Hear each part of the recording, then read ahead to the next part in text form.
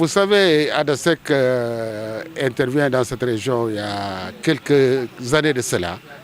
Et jusque-là, il n'est pas connu du grand public parce que tout simplement, les dons que nous avons à faire au niveau de ces structures, à travers ces bons, nous avons un partenaire qui est Karen Benner Danemark, qui est donc, dont nous constituons l'association Tampon qui représente cette ONG au Sénégal.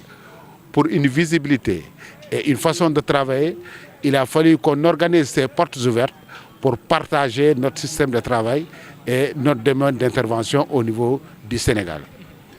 Au niveau régional, vous savez, si vous avez bien écouté le secrétaire général, c'est pas moins de 20 conteneurs que nous avons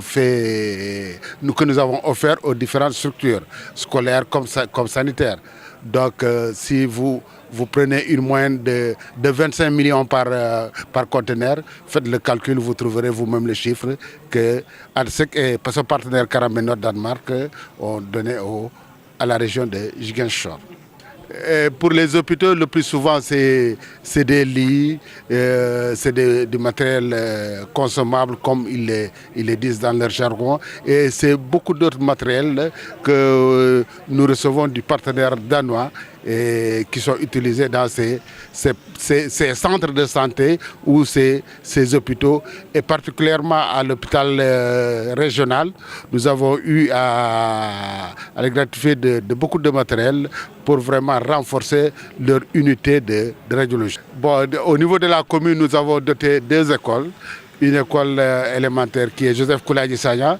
Et d'ailleurs, comme l'a dit l'inspecteur Sud et le maire, c'est une école de référence. Et au-delà de ce don de matériel que nous avons offert à cette école, qui fait partie des meilleures écoles, des écoles de référence au niveau de la commune. Nous avons loué notre partenariat même où les enfants ont des correspondants danois. Forcément, donc, il faut qu'ils écrivent en anglais et le directeur s'est engagé à apprendre aux professeurs d'anglais pour encadrer ces enfants-là pour pouvoir faire leur correspondance scolaire. Sur le domaine de la santé, vraiment, nous avons eu beaucoup de satisfaction. Pour rien vous cacher, la première fois que nous avons visité l'hôpital de la Paix, nous étions vraiment ébahis par la qualité du personnel. Parce que le personnel qui intervient au niveau de l'hôpital de la Paix, c'est des professeurs de médecine. Donc nous nous sommes dit, c'est une structure vraiment à aider et où il faudrait relever le plateau technique pour cesser de référer les malades à Dakar pour certains soins. C'est pourquoi nous pensons réellement relever le plateau technique de certains hôpitaux au niveau du sud pour pouvoir vraiment épargner certaines souffrances aux malades qui sont référés souvent à Dakar.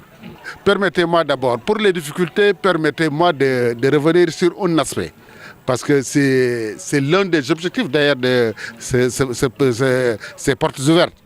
Parce que vous savez, un poste de santé ne peut pas absorber tout un matériel d'un conteneur. Donc, puisque le territoire communal est à la charge d'un maire de commune, donc on aimerait vraiment partager ce plateau avec les maires pour pouvoir ensemble qu'ils puissent, au niveau de leur localité, dès qu'on leur donne un conteneur à un poste de santé, s'il y a un excédent, qu'ils puissent le redistribuer dans d'autres postes de santé. Mais pour ce qui s'agit des taxes douanières, effectivement, nous n'avons jamais eu de problème avec la douane. Peut-être il y a un retard. Et ce retard, il y a des frais d'emmagasinement parfois qui se suivent. Bon, c'est 2 fois ou 3 fois de suite, mais Dieu merci, nous avons pu solutionner ces problèmes et ces difficultés et nous avons reçu le matériel. Mais seulement, parfois, les dates de réception, comme le voudrait le partenaire, parfois sont repoussées à cause de ce retard-là.